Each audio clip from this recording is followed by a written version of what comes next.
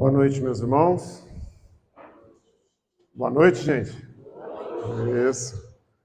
Então, é mais uma alegria, uma honra estarmos aqui, receber vocês. A caixa aqui tá me ouvindo bem, tá, né? Então, a gente queria aproveitar até dar o nosso horário para a gente falar sobre o nosso festival de sorvete, que vocês estão vendo a propaganda aí. Ele vai ser feito dia 15. Ele tem como objetivo auxiliar a nossa manutenção aqui da nossa casa, toda essa estrutura com energia, água, aluguel. Então a gente pede a colaboração, além do que é um grande momento mesmo de confraternização, onde a gente pode encontrar os trabalhadores, os assistidos, sem estarmos aqui cada um com aquela obrigação naquele momento. Então, e é um sorvete muito especial, que é o Trilhas da Amazônia. Então, é uma experiência muito boa nosso Festival de Sorvete. É um momento, assim, de confraternização, diferente dos tratamentos, diferente até aqui das palestras, onde a gente pode se encontrar. Além disso, a gente está com um trabalho que começou na casa, agora no mês de agosto, e ele é um trabalho, é um grupo de estudo do Evangelho. Ele é às sextas-feiras, das 19 às 20 horas, e tem como objetivo fazer com que aqueles que passam por algum tratamento na casa, aqueles que vêm às palestras e que se sentem bem, que sentem o benefício, né, possam estar em contato com a comunidade, com a nossa casa, a partir do estudo do Evangelho, que tem um pouco a ver com o tema, até como eu vou abordar ele aqui hoje. Então, não é um curso regular, você não precisa fazer inscrição, ele acontece nesse salão aqui do lado, você pode vir no horário da sexta-feira, das 19 horas, se você gostar, você permanece. Ele é feito em uma mesa redonda, né? Uma roda onde quem desejar pode trazer a sua opinião. É feita uma prece inicial, a leitura do Evangelho, e as pessoas ali que comentam. Tem um coordenador, sempre vai estar presente, que coordena ali, tem uma sequência dentro do Evangelho, mas ele é um estudo que tem o objetivo de fazer com que haja mesmo uma participação maior. Não é uma pessoa ali dando aula, né? Não é algo explanativo, é uma discussão mesmo dentro desse campo que o Evangelho possui. Tá? Então, quem ainda não teve essa oportunidade, vale a pena. Sexta-feira, às 19 horas, certo? Vê o nosso horário aqui. Estamos no horário. Então, vamos fazer a nossa prece. Eu vou desligar um pouquinho da luz aqui. Vamos, então, respirar bem profundo, bem suave. Vamos acalmar o nosso coração, vamos fazer silêncio.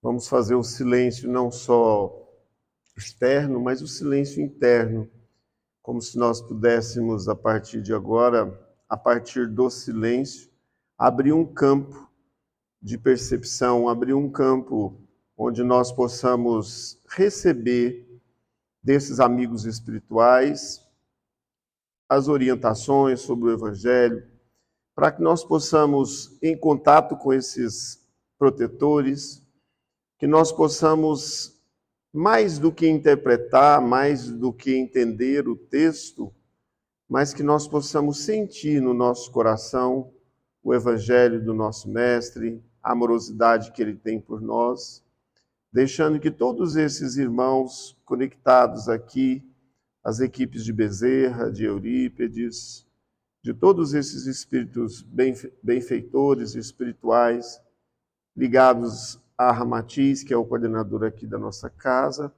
ligados à nossa doce Mãe Maria, que também tem os seus emissários e cuida aqui de nós, e todos esses conectados na luz do nosso Mestre, na energia, na amorosidade que Ele tem por nós.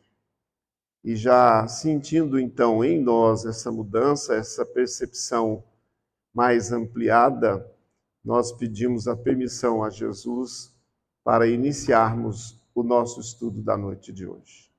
Que assim seja. Hoje eu vou fazer diferente. O meu único slide hoje vai ser esse aqui. E o tema que eu vou trabalhar aqui é Jesus na casa de Zaqueu. É um encontro, né, de um publicano que era um arrecadador de impostos. Ele não só era um publicano arrecadador, como ele era o chefe dos arrecadadores naquela região em Jericó. E esse capítulo, que está dentro do Evangelho segundo o Espiritismo, ele trata justamente sobre isso. Não se pode servir a Deus e a Mamon.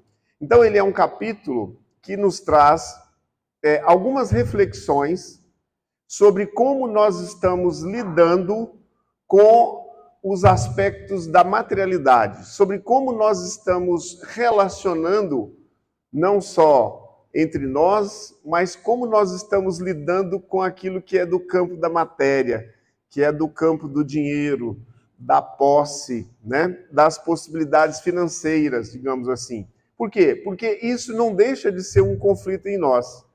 E é por isso que eu acho que Jesus abordou isso em vários momentos junto aos seus apóstolos, com algumas colocações que, ao longo do tempo, talvez a gente tenha levado muito ao pé da letra, muito literalmente.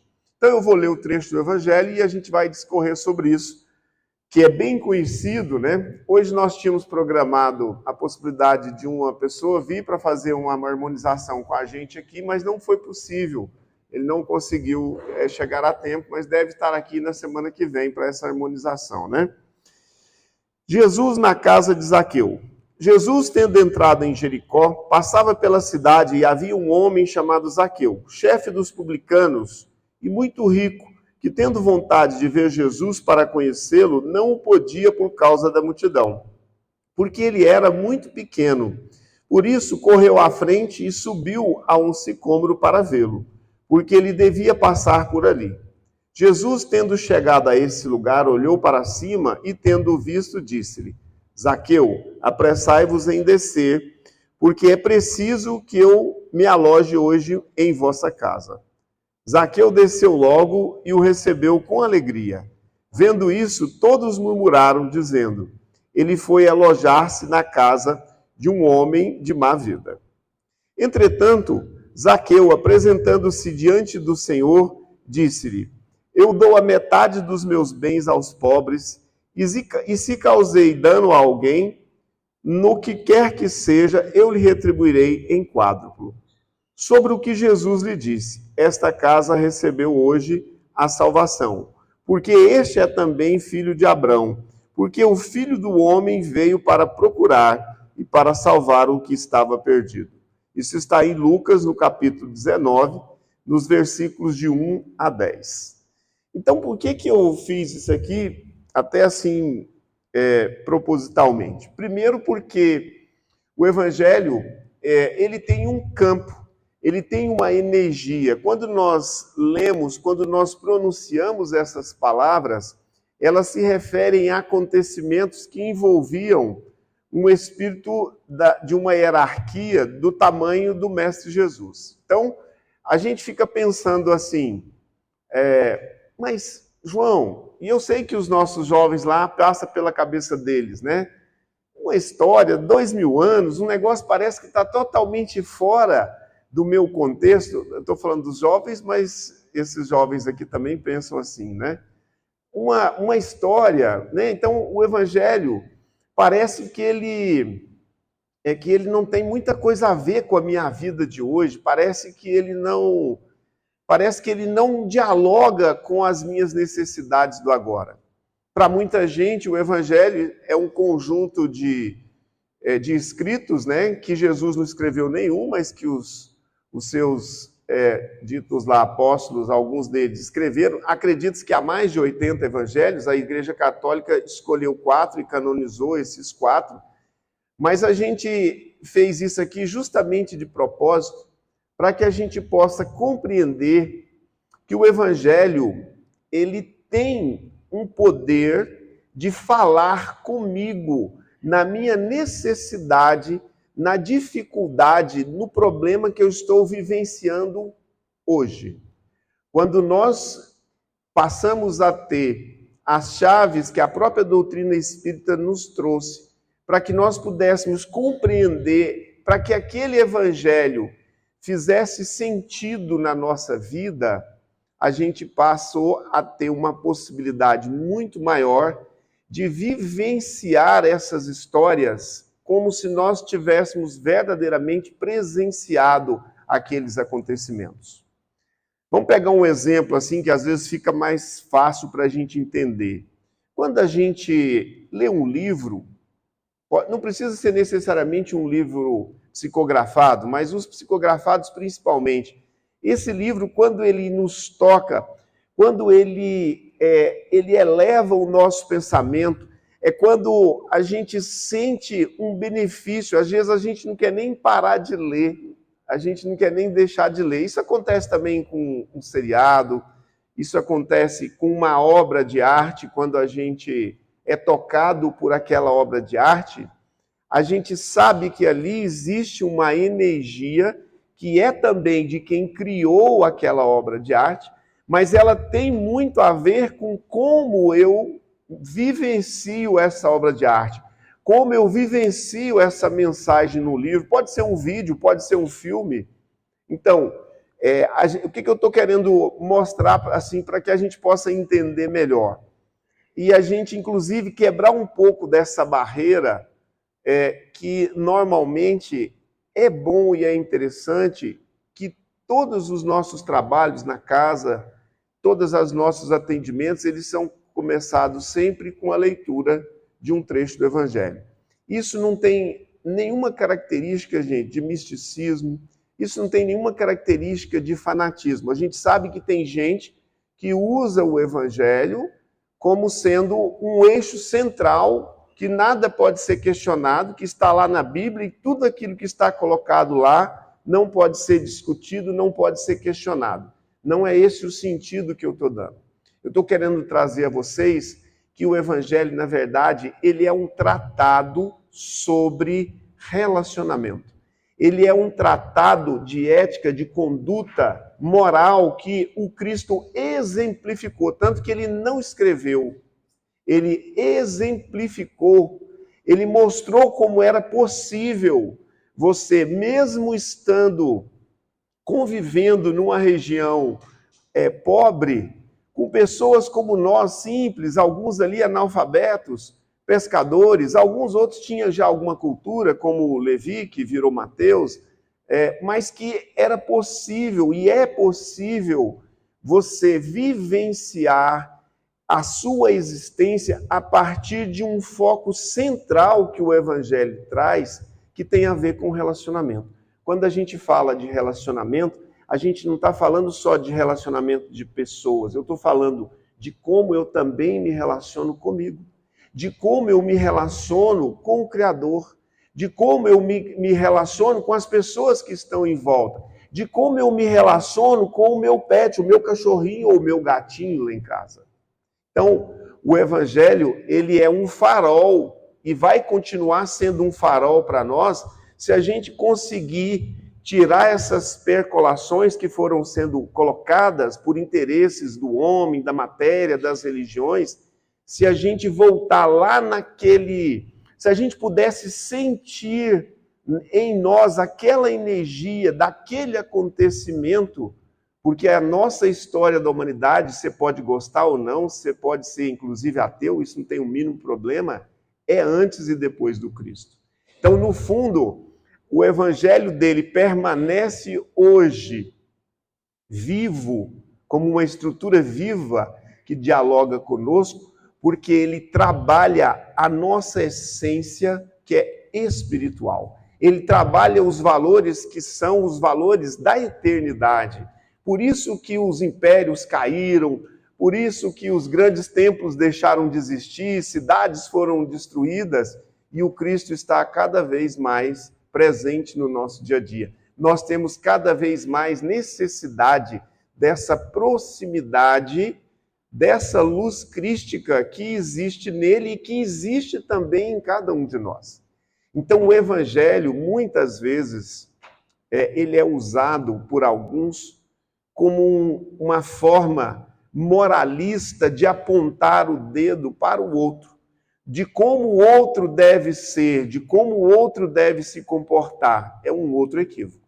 O evangelho, ele é algo para nós podermos aplicar a nossos pensamentos, aos nossos sentimentos e à nossa conduta. Então por que eu estou falando tudo isso aqui, que eu acho que vale a pena?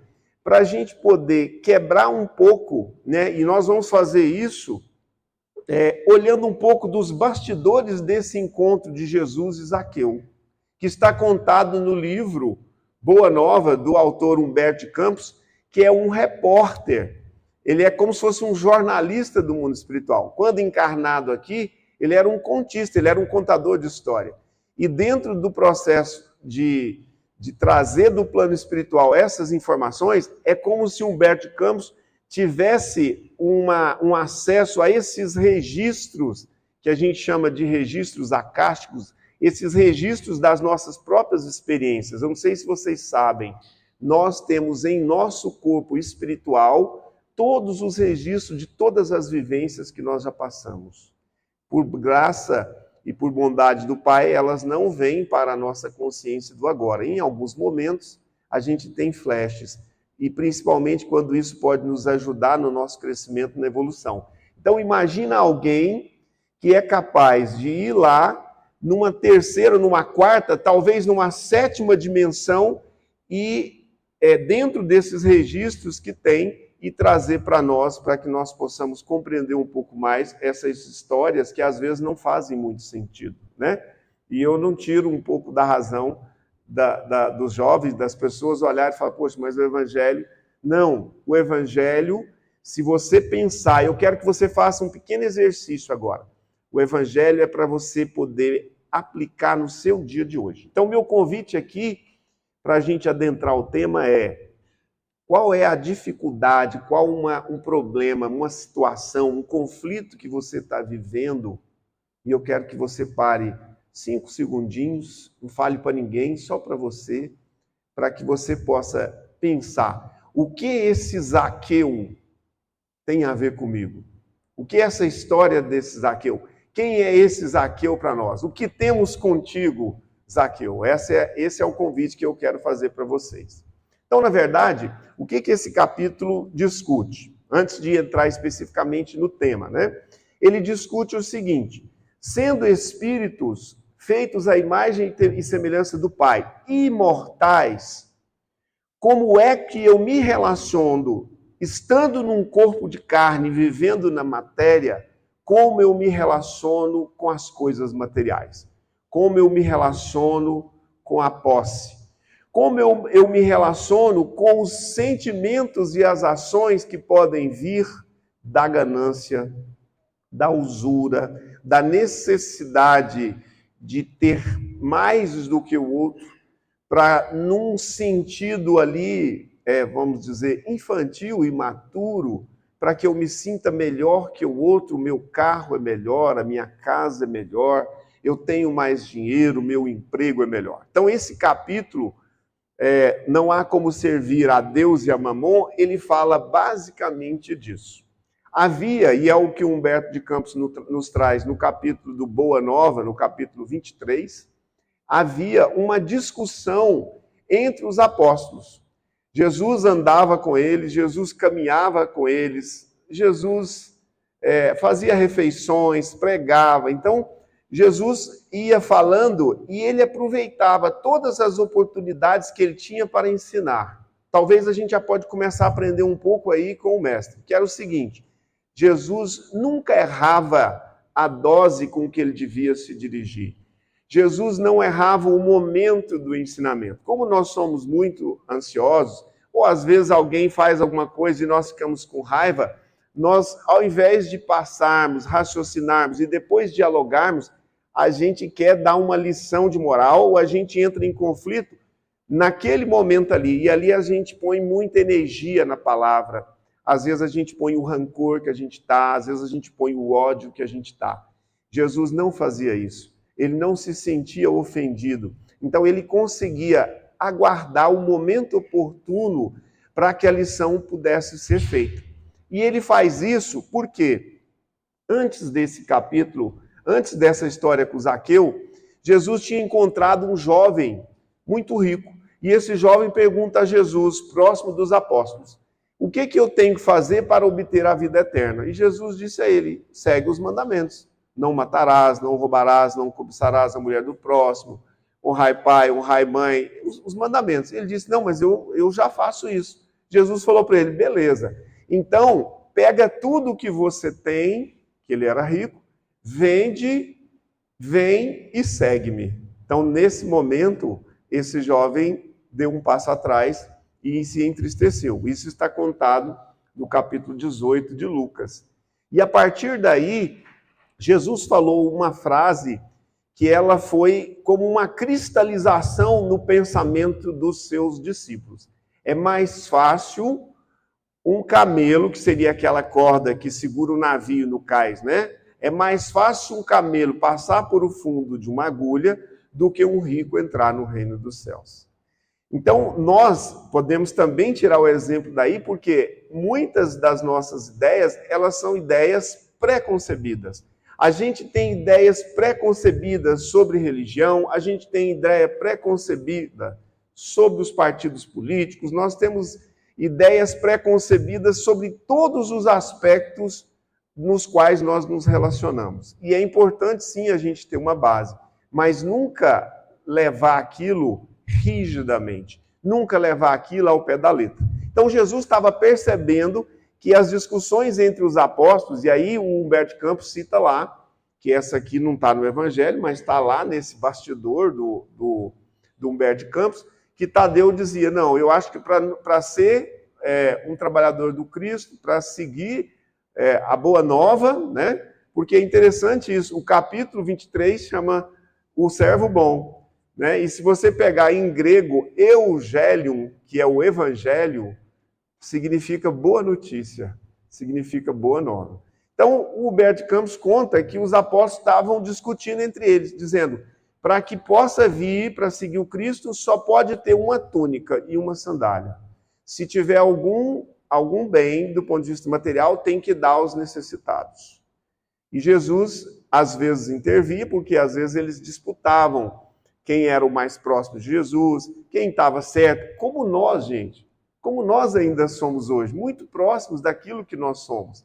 E a partir daí, algumas, até Levi, nesse momento, que era o arrecadador lá que era o arrecadador de Cafarnaum, ele pondera. E quando chega alguns lá na coletoria, que choram igual se fossem mendigos para não pagar os impostos, como é que nós devemos proceder? E a gente sabe que a gente tem isso também.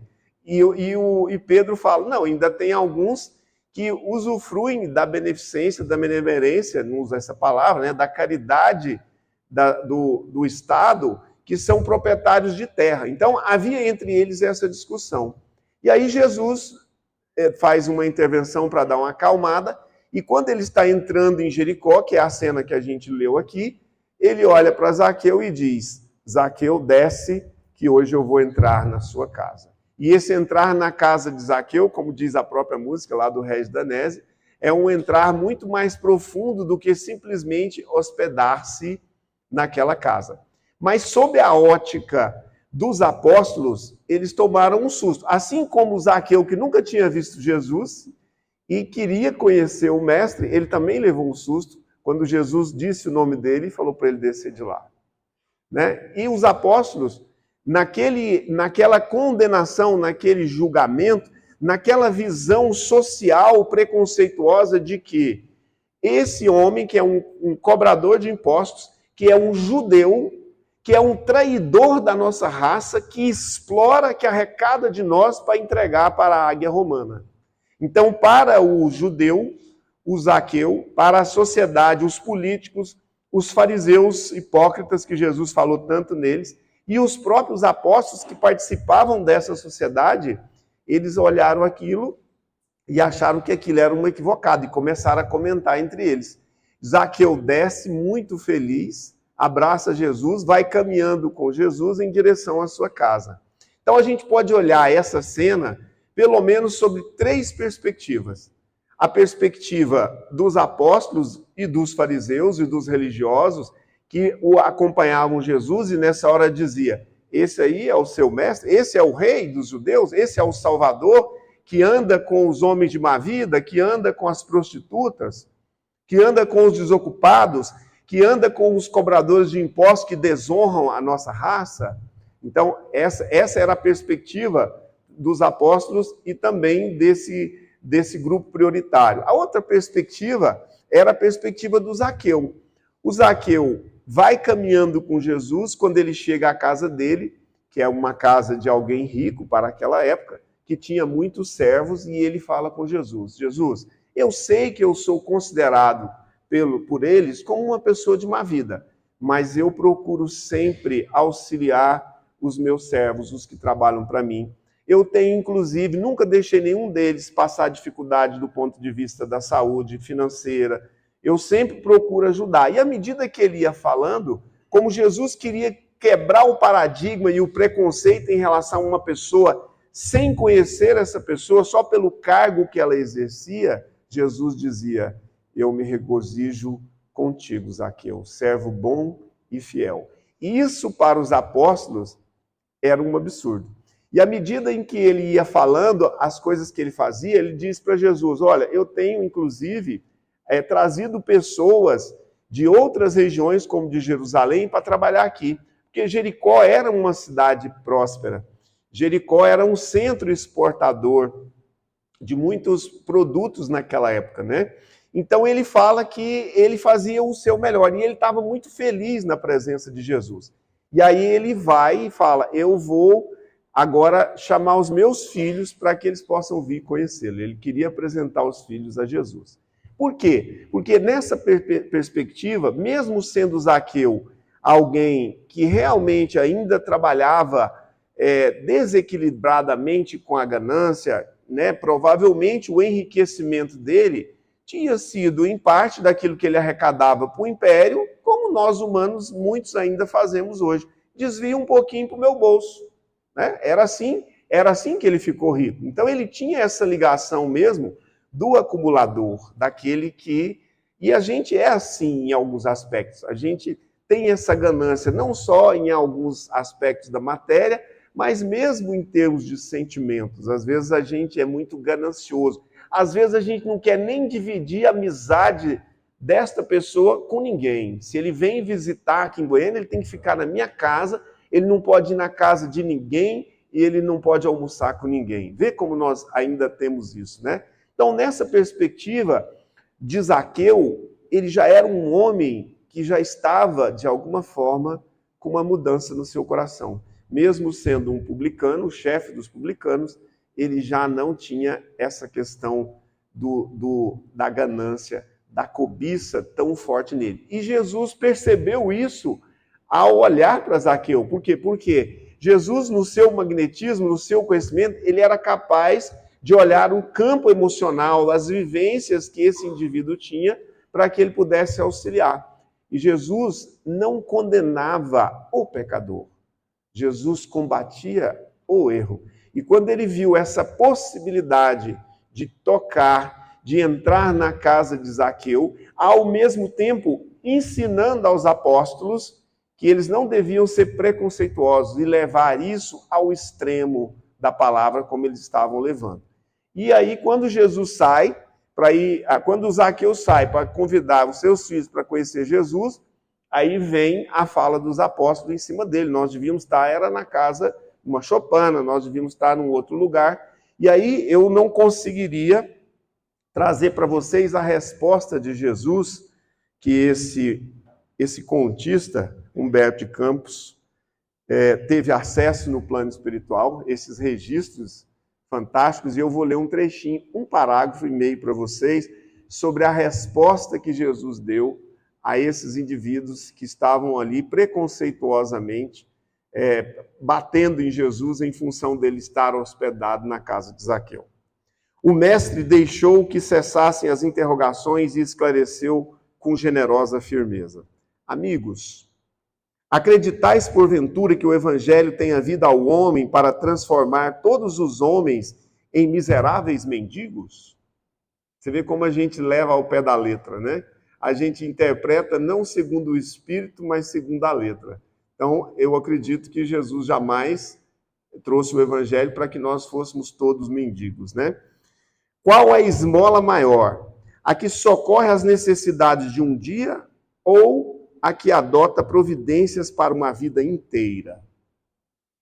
Para pensar. No mundo vivem os que entesouram na terra e os que entesouram no céu. Os primeiros escondem suas possibilidades no cofre da ambição e do egoísmo, e por vezes atiram moedas douradas ao faminto que passa, procurando livrar-se da sua presença. Então, muitas vezes, a gente não dá do nosso coração. Em muitos momentos, a gente dá para que aquela pessoa saia de perto da gente. E é isso que Jesus está dizendo aqui. Continuando, os segundos, ou seja, aqueles que acumulam os tesouros na vida espiritual, os segundos ligam as suas existências a vidas numerosas, fazendo de seus servos e dos auxiliares de esforços a continuação da sua própria família. Estes últimos sabem empregar o sagrado depósito de Deus e são seus mordomos fiéis à face do mundo. Ou seja, você cria uma relação a partir do momento que você coloca em ação os seus bons sentimentos da fraternidade, da amorosidade, do respeito. Independe se ele é um servo, ele passa a ser alguém ligado ao campo do seu coração. Se você ajuda essa pessoa, como Zaqueu estava fazendo lá, você está se ligando a ela nesse plano maior. Os apóstolos ouviam-no espantados. Filipe, desejoso de se justificar, depois da argumentação incisiva do Cristo, exclamou: Senhor, eu não compreendia bem, porque trazia o meu pensamento fixado nos pobres, que a vossa bondade nos ensinou a amar. Entretanto, Filipe, elucidou o mestre, é necessário não nos perdermos em viciações do sentimento. Nunca ouvistes falar numa terra pobre, numa árvore pobre, em animais desamparados? E, acima de tudo, nesses quadros da natureza a que Zaqueu procura atender, não vês o homem, nosso irmão? Qual será o mais infeliz? O mendigo sem responsabilidade, a não ser a da sua própria manutenção, ou um pai carregado de filhinhos a lhe permitirem pão? Aqui tem mais, capítulo 23 do livro Boa Nova, mas eu acho que dá para a gente entrar bem em contato com o sentimento do Cristo lá. Então, seguindo nessa perspectiva dessa história, talvez a perspectiva mais importante seja a mesma do Cristo. O Cristo não viu o Zaqueu que eles acusavam, ele não viu esse Zaqueu acumulador, egoísta. O Cristo viu o Espírito feito à imagem e semelhança do Pai, perfeito, que esse ser um dia será. Então Jesus não olhou para Zaqueu e não viu o Zaqueu problemático, o Zaqueu acumulador. Jesus viu um ser com potenciais divinos que ainda iriam se manifestar, que é para onde nós vamos seguir com a nossa palestra agora. Naquela mesma noite, como está contado no Evangelho, que a gente nem compreende bem, né? Ele disse ao Cristo, porque ele passou a noite compreendendo essa boa nova, a vida espiritual, aquilo nele, aquilo encheu ele. E ele disse: vou vender metade dos meus bens, vou dar às pessoas, e todos aqueles que eu passei a mão, eu vou remunerar em 4 vezes. E aí Jesus disse a ele: essa casa, hoje, eu vou ler aqui, porque senão a gente perde o eixo, mas diz assim, ó: esta casa recebeu hoje a salvação, porque este é também filho de Abraão. Porque o Filho do Homem veio para procurar e para salvar o que estava perdido. Então, nesse sentido, Jesus disse: eu vim é para os doentes, eu vim é para os que têm problema, né? Naquela mesma noite, ele acaba se transformando interiormente e depois ele é conhecido dentro da doutrina espírita e existem mensagens, existem dentro dos anais da Igreja Católica. Ele se transforma no 13º apóstolo, chamado Matias. Não sei se vocês já ouviram falar sobre isso. E já naquela época, ele acaba sendo, foi batizado, tirou o nome de Zaqueu, passou a ser Matias, e ele vai trabalhar com Pedro na Casa do Caminho. Quem conhece a obra Paulo e Estevão, conhece um pouco dessa grande dessa grande obra que existia na Casa do Caminho, que era para acolher os leprosos que a família tirava, que era para acolher os doentes, os estrupiados, os coxos, os famintos, os miseráveis, os cegos. Então ali era uma casa onde verdadeiramente a fraternidade e a caridade eram o seu eixo central. E ali foi a escola de Zaqueu de Matias. Depois disso, conta-nos a literatura espírita que Matias teve várias encarnações como trabalhador do Cristo, levando todas as lambadas, todas as chicotadas, mas fazendo todo o seu processo de transformação interior. Então, não significa que naquela hora que Jesus falou, desce daí que hoje eu vou entrar na sua casa, que a transformação do Zaqueu estava pronta como um piscar de olhos, porque isso não é possível. Mas a partir daquele momento, aquele convite calou fundo naquela alma. E a partir daí, aparece ele como quinto Varro e quinto Celso no livro Ave Cristo. Quem não leu, pode ter essa oportunidade também, está lá. E ao longo dos séculos seguintes, nós estamos falando lá do início, né? Ele teve muitas outras encarnações, onde ele vinha como um trabalhador fiel do Cristo, sempre na divulgação do Evangelho, mais do que na divulgação, na exemplificação e no trabalho de auxílio ao próximo. 1800 anos depois, nós vamos encontrar Zaqueu abrindo os olhos em terras brasileiras, no município de Jaguarema, no Ceará, num antigo vilarejo chamado Riacho do Sangue. Ele era o 7º filho, depois de muito, eu estou falando 18 séculos. No dia 29 de agosto, fez anos semana passada, na quinta-feira. No dia 29 de agosto de 1831, esse Zaqueu nasce como Adolfo Bezerra de Menezes Cavalcante. Um benfeitor espiritual que ajudou no processo de implantação e da divulgação do espiritismo cristão no Brasil. Trabalhou em muitas faixas, em muitos lugares do mundo. Consta, inclusive, falas sobre esse espírito, quando o anjo Ismael, junto com Jesus, diz, não sei se vocês conhecem essa obra, Brasil, Coração do Mundo, Pátria do Evangelho, que a árvore do Evangelho seria transportada daquela região, onde a gente vê os conflitos e as guerras e as bombas e os assassinatos acontecendo até hoje, e essa árvore seria transplantada para a árvore do Cruzeiro. Então, esse Zaqueu, que a gente não sabe quem era um dos seres espirituais benfeitores, um espírito de alta hierarquia que está no trabalho de implantação do espiritismo cristão. Praticamente todas as casas espíritas do Brasil têm uma equipe, mesmo que não seja o próprio Bezerra, mas tem uma equipe que tem esse trabalho de implantação, de auxílio nos trabalhos mediúnicos, na caridade. A energia amorosa e fraterna do Bezerra está espalhada do Zaqueu, que a gente viu lá atrás. Lembra quando a gente falou? A perspectiva de Jesus Jesus não viu o Zaqueu, Jesus viu o potencial que aquele espírito feito à imagem e semelhança de Deus tinha para se transformar num benfeitor espiritual. Nasce em Riacho do Sangue. Aos 20 anos, a família dele, toda da área do direito, era uma família que tinha até uma certa condição financeira, e aí ele diz que ele não queria seguir o direito, que ele queria ser médico. Nesse período, aos 20 anos, os problemas familiares financeiros já acontecem, eles já tinham mudado daquela cidade, tinha ido para Fortaleza, de lá ele vai para o Rio de Janeiro, ele consegue fazer uma arrecadação entre os amigos e vai fazer a faculdade de medicina no Rio de Janeiro.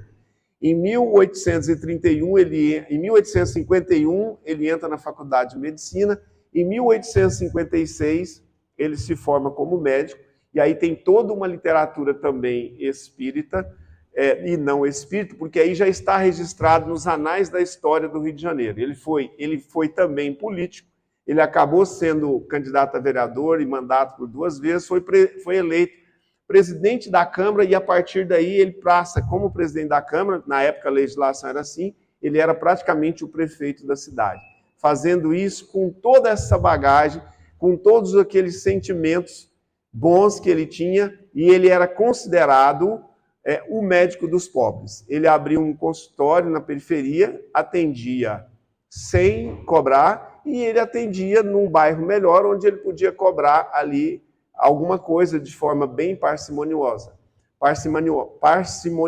E ele tinha esse nome de o médico dos pobres. Tem uma outra cena, que eu acho também bem emblemática, desse Zaqueu agora Bezerra, onde ele está atendendo uma mulher, e essa mulher, o filho doente, ele faz uma receita, entrega a ela, e ela olha e chora, e ele pergunta por que ela está chorando. E ela diz, eu não tenho como aviar essa receita. E aí ele procura o dinheiro na gaveta, no bolso, e ele não encontra. E ele tinha, a única coisa que ele tinha, que poderia ser vendido e dado, era o anel de formatura. Ele pega o anel de formatura, entrega para ela e diz, vende, compra o remédio e compra alimento para a sua família. Então, naquele espírito que antes lá era Zaqueu, que tinha aquela sombra, já não restava mais nada desta sombra do usurário, do ganancioso, nesse espírito 18 séculos depois.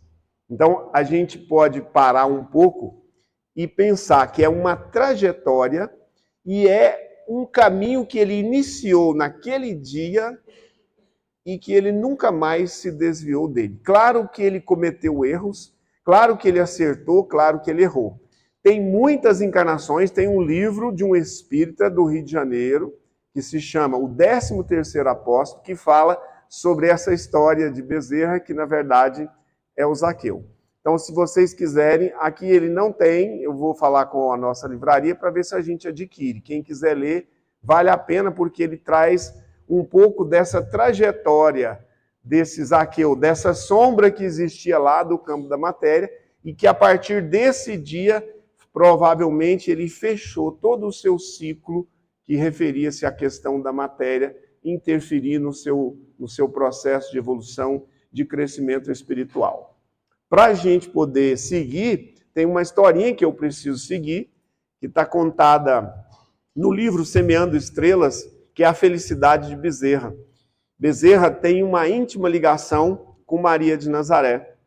Ele é um dos seus trabalhadores. E aí, ele, ao desencarnar, em 1900, no dia 11 de abril de 1900, depois de ter sido presidente da Federação Espírita Brasileira, de ter unificado um pouco o movimento espírita brasileiro que brigava muito, Bezerra acaba desencarnando. Celina, que é uma trabalhadora emissária de Maria, recebe Bezerra lá do outro lado e diz a ele que todos aqueles amigos espirituais com os quais ele tinha trabalhado estavam lá para estar com ele na chegada no plano espiritual. Ele conta na história que ele estava até meio dormindo, meio sonolento, e ele escuta um murmurinho, um barulho lá fora. E ela fala, Bezerra, vamos até aos jardins, aqui à janela, e abre a janela para ele, e ele vê um monte de gente que ele não conhecia. E ele olhou e falou, não, mas eu não estou reconhecendo essas pessoas. E aí a Celina, que é a emissária de Maria, diz a ele, olha, na verdade, esses aí são todos aqueles que você atendeu no atendimento mediúnico, que você não perguntou o nome deles, mas que o amor do seu coração caiu como brasas nas feridas, limpando aquelas brasas daquelas feridas, como um bálsamo que tirou aquelas feridas. Então eles estão aqui hoje, e segundo eles, nesse jardim era uma multidão, como forma de agradecimento pelo trabalho que ele fez. Então, além desse trabalho na matéria, do homem, ele teve empresas, depois ele quebrou, ele viveu tudo que a vida precisava ser vivida, mas ele viveu isso como um espírito, como um trabalhador do Cristo.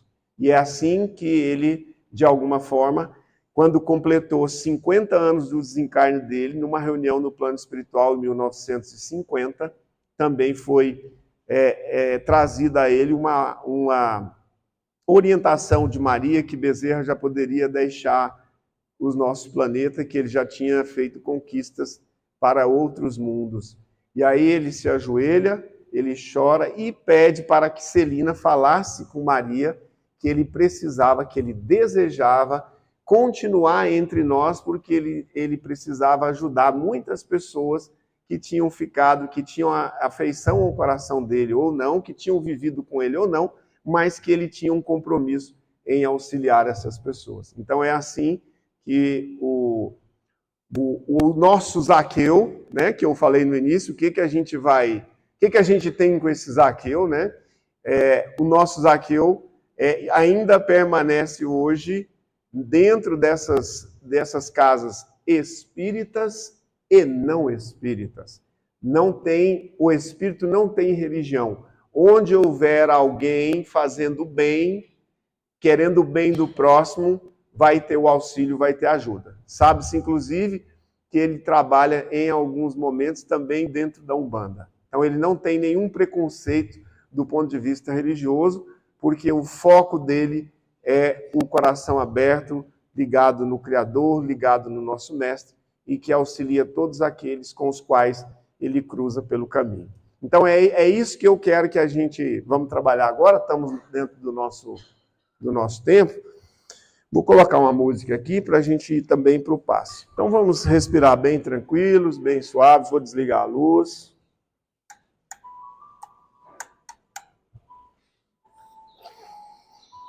Pode procurar uma posição bem confortável no banco. Solte os seus ombros, o quadril, as pernas. Respire bem tranquilo, suave. E agora nós vamos fazer aquele exercício que eu falei no início. O que nós trabalhamos aqui hoje, o que passou pela nossa cabeça de pensamentos, de sentimentos, de situações, o que isso tem a ver comigo? O que disso que foi trazido aqui hoje pode auxiliar-me nas dificuldades deste momento? Sem condenações, sem preconceitos, como era a perspectiva dos apóstolos, sentindo então que você tem dentro de você uma luz crística, uma luz poderosa, que é capaz de ser o seu farol. Então eu quero que você, nesse momento, sinta aí bem no seu peito um movimento dessa luz interna, para que você possa obter as respostas às suas necessidades do agora, do hoje. Nossos irmãos vão se aproximando e vocês vão receber essa ajuda através do fluido espiritual, do fluido material desses nossos irmãos que amorosamente vão doar aqui a nós. Respire bem, fique bem com você. Deixe esses bons fluidos caírem aí sobre o campo da sua mente, limpando, removendo todas as travas, todos os julgamentos, todas as impurezas. Todos os dedos apontados vão cair nesse momento. Inclusive aqueles que você, às vezes, aponta sobre você mesmo. Todas as culpas caem nesse momento. Porque nós não precisamos disso para o nosso crescimento, para a nossa evolução. Nós temos essa luz interna. Nós temos essa força em nós. Que Zaqueu, naquele dia, teve aquela coragem de subir no mais alto que ele podia, que ele dava conta. E que ele ouviu do Cristo: hoje entrarei na tua casa. Vamos deixar que nesse momento, essa energia amorosa e poderosa do Cristo acione em cada um de nós esse potencial divino do conhecimento, do saber, mas principalmente do sentir. da compreensão com o coração, ligados ao amor fraternal, ligados à cooperação, conectados com a nossa capacidade de ser fraternos, de acolher a nós mesmos e acolher ao próximo, a nossa possibilidade de agir na compreensão, na cooperação de nós e dos outros. Solta aí as suas rédeas nesse momento, seus controles,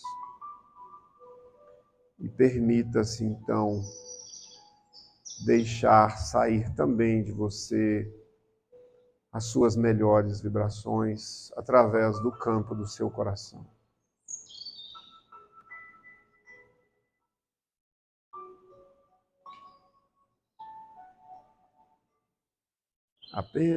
Apenas respire bem suave, bem profundo, absorvendo esta energia benfazeja dos nossos amigos espirituais, dessas equipes de Bezerra de Menezes, de Eurípides Barçanufo, de Ramatiz, de Pai João de Aruanda. Deixe que eles trabalhem aí na sua cura, na sua transformação.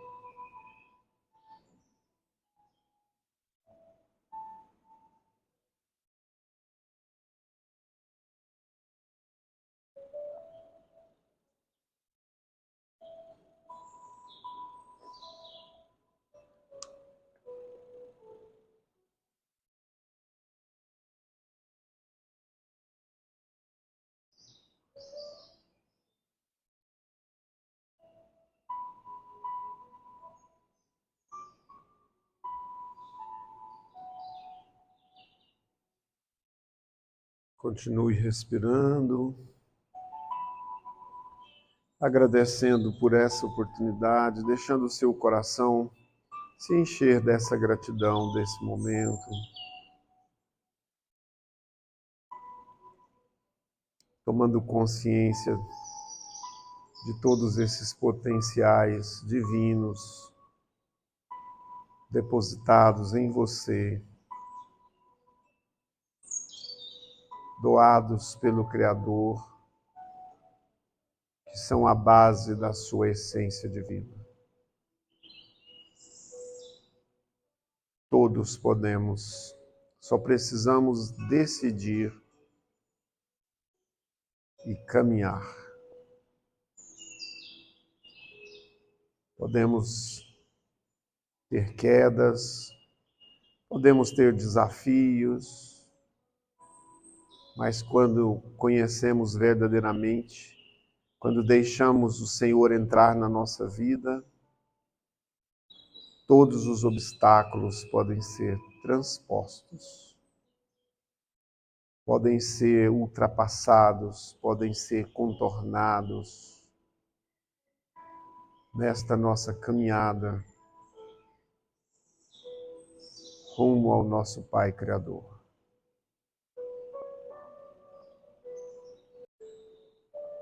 Já vamos então nesse sentimento mesmo da gratidão, agradecendo pelo dom da vida, agradecendo pela nossa saúde, agradecendo pela nossa família, agradecendo pelo nosso país, agradecendo por termos um trabalho, agradecendo pela nossa comunidade, agradecendo a Deus por tantas bênçãos, por tantas oportunidades recebidas.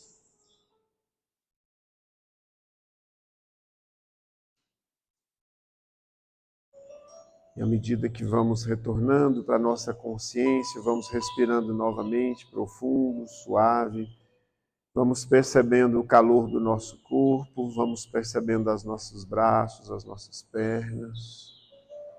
Já vamos podendo ir nos movimentando, nos presentificando no aqui, no agora.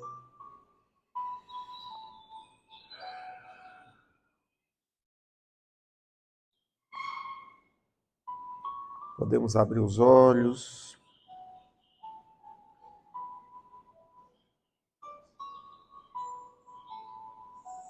E podemos desejar a todos os nossos parentes, amigos, o melhor de nós, o melhor dos nossos corações, e que nós possamos ter uma semana de muito amparo, de muita proteção,